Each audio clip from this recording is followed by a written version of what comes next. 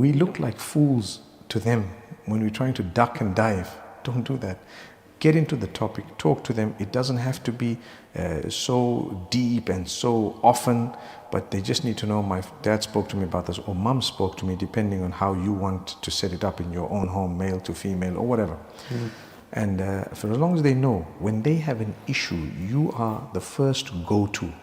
Many parents, the children are so frightened of them, even in the modern world, even in the Western countries, that when they have an issue, the parent is the last person they would go to. They tell us, please don't mention this. I want anonymity. I don't want you. I can speak to your parent, I would say. They would say, no, please don't do that. You'd break me. You'd do this. My father's going to kill me, whatever they say.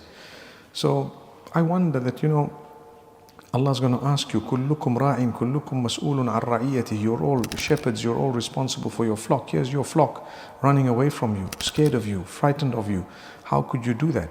When you have, that example is so perfect about the flock, that if there's sheep, one sheep is going away, you should be having sleepless nights, but bring it in, feed them, be with them, no matter what.